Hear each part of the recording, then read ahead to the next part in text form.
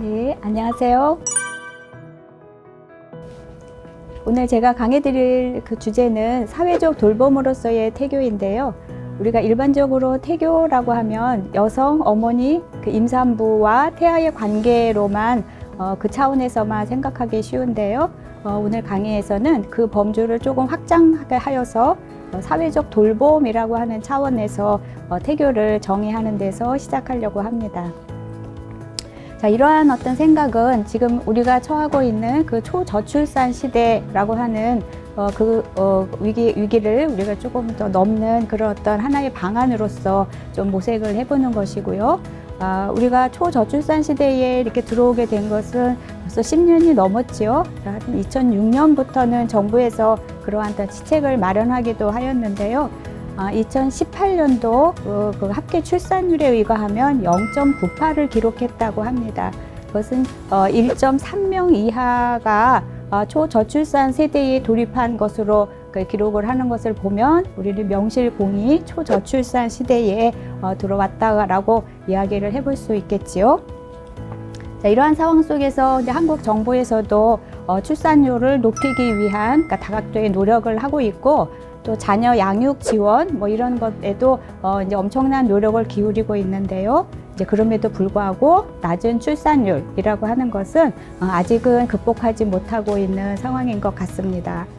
사실 이제 저출산이 왜 문제가 될까라고 하는 생각을 우리가 해볼 수도 있습니다. 사실은 지구상의 인구가 사실은 많아서 과잉이어서 환경 문제를 생각한다면 저출산이 크게 문제되지도 않고, 오히려 어느 한편으로는 환경 문제를 해결할 수도 있는 하나의 방안이라고 생각하는 사람들도 있을 수 있는데요. 그러면 이것이 왜 문제가 될까요? 저출산이라고 하면 경제 인구가 줄어들게 되는 것이지요. 그래서 이제 이것은 자연스럽게 이제 고령화 사회에 돌입하게 되는 것이고요. 그래서 경제 인구와 그다음 피부양 인구의 그런 비율이 맞지 않게 돼서 또 다른 어떤 사회적인 문제를 야기할 수 있다는 것입니다. 그래서 이제 한국 정부에서도 2006년부터 저출산 고령 사회 어떤 기본 계획이라고 하는 것을 이제 세우고 다각도의 노력을 하고 있는데요. 어떤 이제 정책의 어떤 효과가 어떤지, 또 이제 효율성 이런 부분들도 재점검하고, 또 사회 경제적인 그런 배경 요인 이런 것들이 어떠한지에 대해서 이제 여러 가지 방식으로 생각을 하고 있습니다. 그래서 원인을 규명하는 것을 진단하기도 하고, 또 새로운 방향성 이런 것도 모색을 하고 있는데요. 오늘 우리의 강의는 이제 이런 그 운동의 일환 안에서 이제 그 보육 정책, 양육 정책이라고 하는 것이 출산 이후에만 초점을 두기보다는 출산 이전, 임신의 과정에까지도 우리가 좀 초점을 두는 이런 방식으로 생각을 해보려고 합니다. 저출산 대책으로서의 이제 보육 정책이 여러 가지가 도입이 되었었는데요. 사실은 이제 많은 재정이 투입되기도 하였습니다. 예를 들면 이제 보육 돌봄 서비스라든가 아니면 양성 평등적 육아 분담법 제도 이런 것들이 마련되기도 하였지요. 그러나 이제 지금까지의 그런 보육 정책들을 보면 이제 몇 가지 한계점을 지니는데요. 예를 들면 미래 인력 생산이나 국가 경쟁력 향상 이런 것들을 위한 노동력을 확보시키는 이런 어떤 그 일환에서 어떤 여성 인력을 활용한다라고 하는 이제 도구주의적인 이런 것도 문제가 될 수 있고요. 그리고 성별 분업에 따른 어떤 역할 분담이라고 하는 것이 여전히 남아 있는 것, 이것도 문제가 됩니다. 또는 양성 평등이라고 하는 양성이 보육에 참여하도록 이렇게 적극 추진하는 이런 것도 있지만, 사실 이제 기업 내에서까지도 그것이 파급력이 미쳐지지는 않아서 가족 내에서의 양육 이런 것들이 가능하지 않은 그런 현실 상황도 좀 이제 문제적입니다.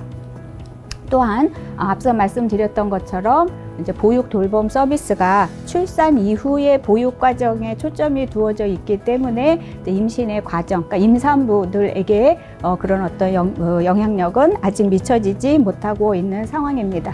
그래서 결과적으로 여러 가지 정책들을 마련을 했지만, 그럼에도 불구하고 육아휴직이라고 하는 것은 여성에게 이제 많이 편중이 되어 있고요. 2017년도 그 어떤 그 기준들을 보면 여성이 87%, 그리고 남성이 13%, 퍼센트 이렇게 이제 비율이 굉장히 많이 달라졌고요. 물론 3년이 지나면서 또 이제 그 비율이 조금 더 좁혀지기는 했다고 하지만 여전히 불균형의 상황은 유지가 되고 있는 그런 상황입니다. 그래서 육아휴직 사용 기간 역시도 여성이 10개월 가까이 9.8개월을 이제 사용을 한다면 이제 남성의 경우에는 6.3개월 정도에 이제 머문다고 합니다. 자, 그렇기 때문에 우리가 이제 저출산을 이제 좀 극복하기 위한 그런 어떤 대책을 마련하기 위해서는 이제 임신과 출산 및 그리고 출산 이후의 과정 모두에 좀 초점을 두는 이제 이런 방식으로 좀 생각을 해봐야 할 것 같습니다. 사실 현재 임신과 어떤 태아 돌봄이라고 하는 거의 현재적인 인식은 여성들이 생명을 잉태하고 그리고 그 생명을 유지하기 위한 이제 여러 가지 제반 돌봄 이런 것들이 본래 여성들이 당연히 제공되도록 되어 있는, 그러니까 여성이 그냥 당연히 해야 할 일, 그리고 자연적인 일이라고 하는 관념이 사실 팽배해 있습니다. 그렇기 때문에 임신의 과정을 그러니까 어느 여성 개인 또는 개별 가족들의 어떤 일로 간주를 하게 되고요. 근데 이렇게 생각하게 되는 것은 그러니까 사회가 제도를 통해서 보장해야 할 사회적 기본제로 우리가 생각할 수 없게 만들고 또 사회 정책적인 과제, 아젠다로 간주하기 어렵게 한다는 데에서 문제적입니다. 그래서 임신 과정 안에서 일어나는 어떤 태아 돌봄, 또 우리가 태교라고 이야기하는 그 태아 돌봄은 개인의 윤리적 가치, 그러니까 여성 개인의 윤리적 가치로서 어떤 숭고함이라든가 이제 모성이라든가 뭐 사랑 뭐 이런 것들을 강조하는 것만이 아니라 사회적 돌봄의 가치 그리고 어떤 경제적 가치를 지니는 것까지도 좀 확장되어서 그 범주를 좀 확대시킬 필요가 있을 것 같습니다. 그래서 이제 이러한 다시 이제 조금 정리를 해보자면 태아 돌봄이라고 하는 것은 그러니까 임산부가 해야 할 일이고 별다른 전문적 지식이 없어도 여성이라면 그러니까 여성으로 태어났다면 누구나 자연스럽게 할 수 있는 일이라는 생각이 여전히 많은 사람들에게 좀 이제 사람들의 생각을 지배하고 있는데요. 이렇게 생각을 하게 하는 한 태아 돌봄의 어떤 사회적 제도화라고 하는 것은 이슈화될 수 없다는 것입니다. 또한 이렇게 될 때에 돌봄의 문제는 사회적 아젠다로 공유될 수 없다는 것이지요. 그렇기 때문에 우리는 어떤 그 태아 돌봄이라고 하는 상황을 어떤 사회적인 인정을 우리가 이제 좀 필요로 하게 되고 그래서 사회적 역할의 어떤 공인 그리고 사회적인 분배 구조 하에서 우리가 그것들을 권리를 인정하는 이런 차원으로 진행이 되어야 한다는 것입니다. 그래서 이제 가부장적인 어떤 남성 부양자 이런 어떤 모델에서 남성 가장 부양자 모델에서 우리가 양육자 모델로 전환하는 것이 필요하고요. 돌봄을 공적 정책의 중심 가치로 삼는 어떤 사회 공동체의 가치 전환이라고 하는 측면으로도 생각을 해야 될 것 같습니다. 그래서 이렇게 우리가 생각을 해본다면 이는 결국 어떤 태아의 복지, 권리 이런 문제와 더불어서 또 모성적 실천이 구성하는 어떤 여성의 욕구, 또 모성의 권리에까지도 함께 인식할 수 있는 그런 장을 마련할 수 있다는 것입니다. 사실 태아에 대한 관심은 굉장히 많이 이제 주목이 되어 있는데요. 그래서 이제 태아에 대한 그 관심이 높아진 만큼 어떤 태아의 권리에 대한 것도 태아 권리 운동으로도 진척이 된 바 있습니다. 예를 들면 낙태 반대 운동 이것은 대표적인 태아의 생명권, 태아의 권리라고 하는 점을 강조한 그런 어떤 부분이라고 이야기할 수 있겠지요. 자, 그럼 태아를 우리가 중시하는 것, 태아에 주목하는 것, 태아에 관심을 갖는 것, 자, 이렇게 태아에 중시하는 것은 언제나 긍정적인 효과를 지니는지에 대해서 우리가 생각해 볼 필요가 있습니다. 태아를 중시하는 그런 경향은 이제 임신과 출산을 통제하려는 의료 체계에 의해서 이제 확산되기도 하였는데요. 여성들은 임신이 이제 병이라는 이제 관념을 거부하면서 이제 일부 여성들의 경우에는 이제 대안적인 출산, 뭐 출산센터라든가 아니면 이제 산파를 찾기도 하는 이제 이런 운동들이 일어나기도 하는데요. 자, 이에 또 의사들은 맞서기도 하는데, 그러니까 여성들이 이제 그런 어떤 대안적인 출산 방법을 찾는 여성들에 이제 대항하기 위해서 이제 의사들은 여성의 몸속에 또 분리된 환자로서 이제 태아에 관심을 갖는, 자, 이런 방식으로도 이제 이루어지고, 자, 그렇기 때문에 이제 임산부들이 건강한 아이를 낳으려면 이제 의사의 도움이 필요하다라고 하는 그런 어떤 입장에서 이제는 어떻게 바뀌기도 하냐 하면, 태아가 안전하려면 의사의 도움이 필요하다라고 해서 어머니 임산부에서 태아의 권리, 그 태아로 이렇게 이제 초점이 옮겨지기도 하는 이런 태아 권리 운동이 일어나기도 했었지요. 자, 그런데 이렇게 태아 권리 운동의 상황은 어머니와 아이가 처하는 위험한 상황에 그런 어떤 관심을 갖지 못하게 하고, 또 하나 중요하게 이제 문제로 떠올릴 수 있는 것은 우리가 얼마 전 낙태죄 폐지 반대 운동을 했었는데요. 그때에 우리가 간과했던 그 문제들. 그래서 아버지에 대해서도 그 아이의 아버지에 대한 어떤 관심도 비껴가게 만든다는 것입니다. 그래서 예를 들면 약물 중독인 그 임산부의 그런 어떤 책임에 대해서는 우리가 엄청나게 묻고 있지만, 약물 중독이나 아니면 흡연을 하는 그 아버지가 태아의 크기와 건강에 영향을 엄청나게 미침에도 불구하고 또 기형아 출산의 원인 제공자로 남성의 책임을 묻는 경우는 훨씬 더 희석이 되어 있다는 것입니다. 그래서 태아는 어머니와 분리된 인간으로 보거나 어머니를 대신하는 그런 어떤 권리를 지닐 수는 없는 것이고요. 그런 의미에서 이제 이번 강의에서는 우리는 어머니 태아라고 하는 것이 떨어질 수 없는 관계, 어머니 태아의 관계라고 하는 데에 주목을 하고, 좀 더 나아가서 어머니 태아 그리고 가족 사회라고 하는 그런 어떤 관계와 연대라는 데에 초점을 두고자 합니다. 그래서 이제 태교라고 하는 그런 어떤 데피니션, 정의를 어머니 태아, 그래서 어머니와 태아를 이렇게 슬래시 관계, 대척 지점에 놓는 그런 것이 아니라 어머니와 태아를 하이픈 관계에 놓으면서 어머니 태아에 대한 사회적 돌봄이라고 하는 것으로 조금 전환시킬 필요가 있다는 생각입니다. 그러니까 개인 여성 임산부가 태아를 돌보거나 뭐 교육을 하거나 뭐 이런 등등의 것이 아니라, 태교라고 할 때에는 어머니 태아라고 하는 그 관계, 그 어떤 그 이중의 관계에 대한 어떤 사회적 돌봄이라고 하는 것으로 우리가 좀 확장시키고 어떤 관계도 좀 재배치하는 이런 방식으로 생각해 볼 필요가 있다는 것입니다. 그래서 태아 돌봄이라고 하는 것은요, 그 미래 세대의 어떤 양육이라고 하는 그 의미를 가지고 있고, 그다음에 사회의 미래 세대를 키워내는 어떤 돌봄의 차원이 갖는 그런 어떤 중요성에 대해서도 우리가 좀 생각을 해봐야 합니다. 자, 그런데 그럼에도 불구하고 이거에 대한 사회적인 의미나 가치에 대한 것은 아직은 충분히 고려되고 있지는 않는 것 같습니다. 그래서 돌봄의 사회적인 중요성과 그 의미에 대한 어떤 공적인 그런 토론이라든가 합의, 또 그것에 기초한 어떤 돌봄의 사회적 지원에 대한 체계적인 제도화 마련, 이런 것들이 필요한 것이고, 그것은 앞서 말씀드렸던 것처럼 출산 이전의 단계까지 확장될 필요가 있다는 것입니다. 육체적 안녕과 성장, 건강 이런 어떤 문제뿐만 아니라 미래 사회를 준비하는 주체 형성의 차원에서 매우 중요하고 그런 복잡한 그런 과제로 인식해야 될 필요가 있습니다. 그래서 공동체의 문제로 인식되어야 한다는 것입니다.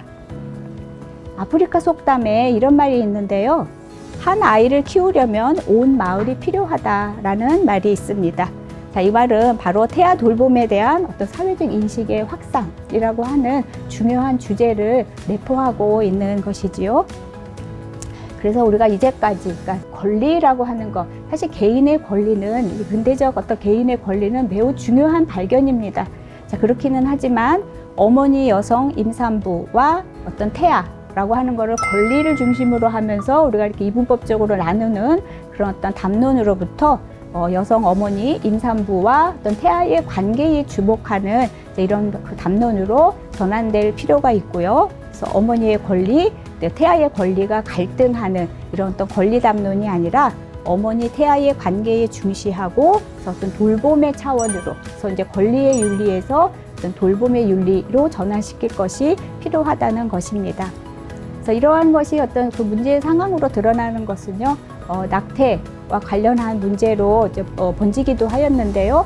이전에 이제 낙태를 이제 죄로 단죄하는 이제 이런 입장과 낙태에 대해서 이제 절대적으로 부정하는 그런 어떤 강력한 입장과 또 이제 여성의 어떤 선택권, 여성의 자기결정권을 강조하는 여성주의 입장이 팽팽하게 부딪히기도 했었는데요.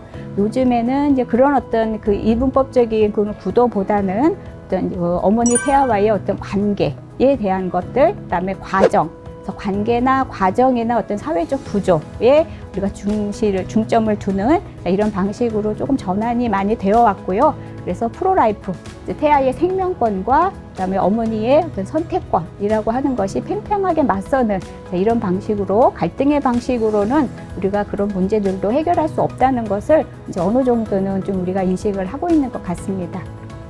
그래서 어머니 태아 돌봄을 포괄하는 어떤 돌봄을 확장시키고 돌봄을 사회화하고 이런 것들을 좀 우리가 구상을 해보고요. 태교의 의미와 가치를 좀 재배치하고 재구성하는 것, 이런 것들이 우리에게 지금 현재 우리에게는 매우 절실하고 중요하게 요청이 된다라고 할 수 있습니다. 그래서 이런 맥락에서 저는 오늘 이제 전통 태교를 좀 다시 한번 살펴보고 싶은데요. 어떤 사회적 돌봄으로서의 어떤 전통 태교를 살펴보도록 하겠습니다. 사실 우리가 이제 전통적인 그런 의미에서 태교는 유교적 여성들이 어떤 이제 유교 사회에서 여성이 되기 위한 그런 어떤 그 유교적인 담론 안에서 규범 안에서 매우 이제 기본적인 어떤 강조가 되었었는데요. 유교에서는 대입기의 과제가 매우 중요한 것이었고 그런 의미에서 임신 출산이라고 하는 것들도 함께 이야기가 되었는데 그런 속에서 태아를 잘 돌보는 것은 어머니의 기본적인 역할로 이야기가 되었고 그래서 많은 여성 교훈서에서 필수적으로 다루는 그런 내용입니다. 그래서 기본적으로 여성이 임산부가 어떤 행동을 해야 할지 또는 어떤 음식을 먹어야 할지 어떤 음식을 먹지 말아야 할지 등등에 대한 자세한 이야기가 나옵니다. 그것은 기본적인 내용이에요. 예를 들면 임산부의 잠자고 눕는 도리. 그래서 임산부의 뭐 잠자고 눕는 도리는 뭐 잘 때 엎드리지 말고 누울 때 뭐 시체처럼 똑바로 드러눕지도 말고 또 몸을 굽히지도 말고 또 문틈 쪽으로 뭐 눕지 말고 몸을 드러내지도 말고 너무 더운 데도 가지 말고 너무 추운 데서도 자지 말고 뭐 그런 데서 낮잠 자지 마라 뭐 이런 뭐 내용이라든가 아니면 임산부의 그런 먹는 도리에서 이제 뭐 과일 모양이 바르지 않으면 먹지 마라. 그죠? 또 뭐 벌레 먹은 거 먹지 마라. 뭐 썩은 것도 먹지 마라. 뭐 술 마시면 또 뭐 어떻게 뭐 혈맥이 다 풀리게 된다. 뭐 낙이나 말고기, 비늘 없는 물고기 뭐 이런 것들 할 때 이제 해산이 뭐 어렵다. 뭐 엿기름 마늘 먹지 말고 뭐 개고기는 자식이 뭐 벙어리가 되고 토끼고기는 언챙이가 되고 뭐 이런 등등등. 그래서 뭐 어떤 음식을 먹어라 또는 먹지 말아라. 뭐 이런 내용들이 담겨 있는데요. 이거는 이제 기본적으로 이제 어머니가 이제 그 뱃속에 담겨 있는 그 아이를 어떻게 잘 돌볼 것인가라고 하는 기본적인 내용을 담고 있습니다. 그런데 여기에서만 그치는 것이 아니라는 것은 우리는 주목해 볼 필요가 있습니다. 그래서 이제 조선시대 초기에 성종의 어머니로 잘 알려져 있죠. 뭐 연산군의 할머니, 세조의 며느리 뭐 등등으로 잘 알려져 있는 소해왕후가 지은 내훈이라고 하는 조선 초기의 그런 여성 규훈서를 살펴보면요. 그거는 여성들, 그러니까 소해왕후가 그 내훈을 지을 때 그때 모범으로 삼았던 어떤 원형으로 삼았던 것은 중국의 유향의 연려전입니다. 그래서 그 연려전인데 내용이 좀 바뀐 것을 우리가 볼 수 있어요. 사실 이제 유향의 그 연려전 안에 보면 유향은 남성이죠. 남성 유학자입니다. 그래서 그 남성 규훈서에 보면은 사람이 태어나 부모를 닮으니라고 되어 있는데요. 자, 소해왕후는 그 부분을 바꿉니다.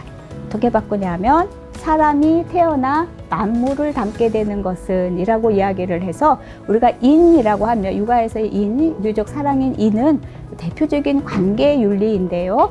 그래서 인에 기반한 어떤 전통 태교는 어머니와 태아의 관계뿐만 아니라 나아가서 만물과의 관계까지도 생각을 한다는 것입니다. 그래서 이제 인이 굉장히 친친의 방식으로 나와 가까운 사람과의 가장 진한 사랑 여기에서부터 출발을 하지만 궁극적으로는 그래서 만물 일체지인, 만물 일체의 사랑까지도 그것을 확장시켜야 한다라고 하는 것이 그것이 이제 온전한 인을 실천하는 그런 방법인데요. 그래서 소예왕후는 내혼을 지으면서 내혼의 모의장에서 그래서 사람이 태어나 만물을 담는다라고 하는 내용으로 바꿨다는 것. 그래서 어머니 태아의 관계에 중시하는 것뿐만 아니라 나아가서 어떤지 그 집안 사람들 또 사회 그리고 만물 자연에까지도 그것을 관계를 확장하였다라고 하는 걸 알 수 있습니다. 자, 그것은 남성 유학자들이 지은 것하고는 조금 다른 의미인데요. 예를 들면 조금 아까 이제 유향의 열여전의 내용을 같은 규절인데 사람이 태어나 부모를 닮는다라고 얘기를 했잖아요. 자, 그런데 이제 조선 중기에 우암 송시열이 지은, 그러니까 우암 송시열이 자기 딸이 시집 갈 때 이제 지어준 그런 개녀서입니다. 일종의 규훈서인데요. 여기는 어떻게 돼 있냐면 자식이 어머니 닮느니가 많으니 이렇게 돼 있어요. 그러니까 어머니 개인과 그다음에 태아의 관계로 태교의 문제를 이렇게 조금 이제 축소시킨 거를 볼 수 있죠. 그러니까 여성의 역할, 여성이 맡아야 할 역할, 여성의 어떤 자연적인 그런 어떤 역할이라고 하는 소임이라고 하는 의미가 담겨 있는 데에 반해서 여성들이 지은 규훈서에서는 또 의미가 좀 달라진 것들 우리가 볼 수 있으면서 전통 태교에서도 태교라고 하는 것이 그냥 어머니와 태아, 그래서 어머니가 해야 할 일, 소임 여기에만 국한시킨 것이 아니라 이제 이 아이가 어떻게 만물까지 사회까지 연결될 수 되는가라고 하는 것을 보여준 그런 대목들을 우리가 볼 수 있고요. 또 이제 조선 후기에 이제 이사주당의 태교신기 아마 이제 요즘 들어서는 좀 많이 회자가 되는 이제 그런 책인데요. 전 사회적 돌봄으로서의 이제 어머니와 태아의 관계 그리고 임신의 전 과정에 온 가족이 참여하는 이런 방법들을 보여주기도 합니다. 그래서 태교신기에 보면 태를 기르는 사람은 어머니 자신 한 사람이 아니다 라고 하는 것을 명확하게 밝히고 있고요. 그래서 온 가족이 항상 조심해야 한다. 그래서 이제 감히 분한 일을 듣게 해서는 안 된다. 자, 어머니가 여기가 이제 명확하진 않아요. 누가 그걸 누구에게 듣지 않게 하는 건지, 태아에게 듣지 않게 한다는 건지, 어머니에게 듣지 않게 한다는 건지 명확하지 않지만 여기는 이미 어머니 태아라고 하는 관계들을 그 관계에 중시하고 있기 때문에 어머니가 들으면 태아에 들을 것이고 또 태아도 직접 태 안에서 배 안에서 들을 수도 있겠고요. 어쨌든 이제 분한 일을 듣게 하지 않는다, 흉사를 듣게 하지 않는다, 난처한 일 듣게 하지 않는다, 급한 일 듣게 하지 않는다. 그래서 온 가족이 그 임신의 전 과정에 함께 참여하고 또 주의하고 경계할 것을 이야기를 합니다. 또 자식이 어머니로부터 이제 칠정을 담는다라고 이야기를 하면서도 이제 그렇기 때문에 임산부를 대하는 도리, 그래서 태교라고 하는 것이 그냥 단지 어머니가 태아를 돌봄, 태아 돌봄이라고 하는데 그치는 것이 아니라 어머니와 태아 둘 다를 돌봄이라고 하는 방식으로 이야기가 되는데요. 그래서 임산부를 대하는 그 도리는 이제 희로애락이 절도를 넘지 못하도록 한다.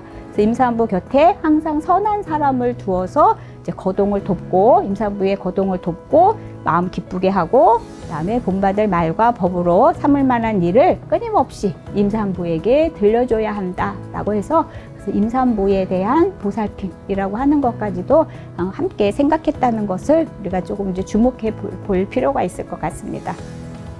사실 이제 여기서 듣기, 아까 제가 이제 말씀드린 그 이제 태교신기의 내용을 조금 이제 그 말씀을 드렸는데 거기에 보면 계속 듣는 문제가 나오지요.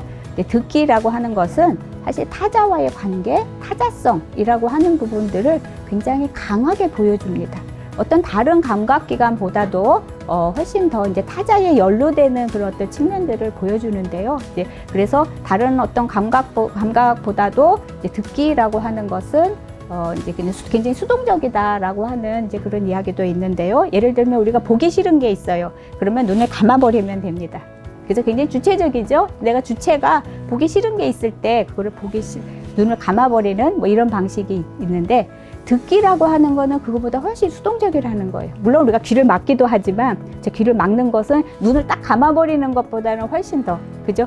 그 효과는 떨어지지요. 그래서 우리가 이제 요즘에 경청의 윤리 뭐 이렇게도 이야기를 하면서 듣기 문제와 관련해서 이야기를 하고 있는데 태교신기에서 임산부 또 혹은 태아에게 어떤 것을 들려줄지, 어떤 것을 들려주지 말지라고 하는 그래서 어떤 감정의 문제와 연결시킨 부분들, 자, 이 부분이 우리가 오늘 이야기하는 그런 어떤 사회적 돌봄으로서의 태교라고 하는 그런 어떤 내용들의 굉장히 중요한 것으로, 중요한 계기로 이야기될 수 있을 것 같습니다.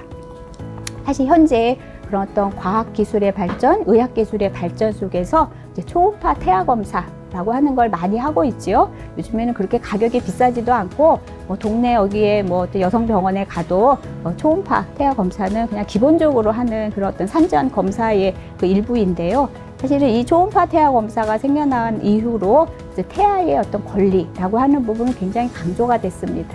그래서 태아가 이렇게 시각화되는, 그래서 그것도 시각적으로 드러나는 이런 방식들은 태아에 대한 관심을 갖게 되는 그런 중요한 계기도 했지만, 사실은 태아의 어떤 독립적인 인격, 이거를 엄청나게 강조를 함으로써, 자, 그것이 자체가 뭐가 문제가 될까라고 의구심 가질 수 있지만, 이렇게 태아에만 우리가 주목하게 됨으로써 그 어머니의 몸을 지우게 된다는 것입니다. 어머니의 몸을 뒷전으로 물러가게 되는 것이에요. 예를 들면 좀 몇 년 올해 조금 이제 된 이야기인데요. 어떤 임산부가 횡단보도 앞에 이렇게 서 있다가 교통사고가 났습니다. 자, 그런데 이제 우리는 태아에 중시하고 태아의 어떤 독립적 권리, 자, 여기에 주목을 하게 됨으로써 어머니는 보험이 들어서 어머니 그 임산부의 그런 어떤 그것은 보험 처리가 되는데, 태아의 어떤 독립성, 자, 이게 강조가 되다 보니까 이제 보험 문제도 저촉이 되는 거예요. 이 태아는 독립적인 어떤 보험이 들어있지 않기 때문에, 얘가 태아의 독립적 인격체이기 때문에 태아에도 보험이 들어있어야 되는데 어머니 보험으로 태아의 보험이 커버가 되지 않는다라고 하는 어떤 그런 그 일이 이제 발생하기도 했었거든요. 자, 그만큼 지금 우리가 태아에만 주목을 하고 있는데, 태아에 주목하는 것, 자, 이것도 하나의 중요한 부분이기도 하지만 우리가 그때에도 잊지 않아야 할 것은 어머니 태아라고 하는 관계에 주목하는 것, 그리고 좀 더 나아가서는 그 어머니 태아를 함께 돌보는 어떤 사회적 돌봄이라고 하는 것들이 굉장히 필요하겠고요. 그래서 초음파 태아 검사와 관련해서 우리는 태아가 시각화됨으로써 태아의 권리에만 초점을 두어 왔는데, 사실은 초음파 태아 검사를 통해서 요즘에는 어떻게 하나요? 드라마나 영화나 이렇게 볼 때 여자 주인공이 임신하였다라고 하는 사실을 우리가 어떻게 좀 표현하나요? 예전에는 변기를 붙들고, 그죠? 입덧 했다 한다라고 하는 거, 변기 붙들고 있는 이런 상황들을 조금 이제 재현을 하지만, 요즘엔 어때요? 내가 오늘 병원에 갔다 왔는데, 그러면서 이런 사진을 딱 보여주잖아요. 그래서 초음파 검사를 통해서 이제 태아를 확인했다라고 하는 걸 보여주는데, 그렇게 함으로써 어떻게 될까요? 모든 가족이 함께, 그죠? 어떤 태아의 어떤 그 실체를 우리가 조금 이제 확인하면서 그 임신의 전 과정에 가족이 동참할 수 있는 중요한 계기를 우리에게 좀 주기도 하였다는 것입니다. 그래서 현재 그 의학 기술로서의 그런 초음파 태아 검사를 태아의 권리에만 집중시키면서 어머니 몸과 분리시키는 이런 방식으로 가면서 이 태아가 어떤 지능을 가질까, 어떤 성품을 가질까, 태아가 어떻게 될까 라고 하는 거, 나중에 공부를 잘해야지, 나중에 건강해야지, 자, 이런 쪽에만 초점을 두기보다는 어머니와 태아라는 걸 함께 보살피기, 그리고 어머니 태아라고 하는 것은 어머니와 태아의 그런 어떤 독립적인, 이런 어떤 개별적인 이런 상황으로만 이렇게 좀 구분되는 것이 아니라 우리가 온 사회의 일, 그래서 어떤 사회화시키는 이런 부분들이 필요할 것 같고요. 자, 이렇게 함으로써 우리가 어떤 저출산에 대한 어떤 다른 여러 가지 어떤 정책들을 내놓고 있기도 하지만, 우리가 지금 시점에서는 좀 어떤 의식의 전환, 그래서 새로운 어떤 패러다임이라고 하는 부분들을 임신과 출산, 그리고 보육, 양육, 이거에 대한 어떤 것들을 좀 총체적인 그 패러다임의 전환, 이런 것들이 필요할 것 같습니다. 자, 그러한 맥락에서 이제 오늘 강의를 좀 이제 시험적으로 좀 말씀을 드렸고요. 네, 저희는 또 다음 시간에, 다음번 기회에 또 적당한 기회가 있으면 또 말씀을 나누도록 하겠습니다. 네, 오늘 감사합니다.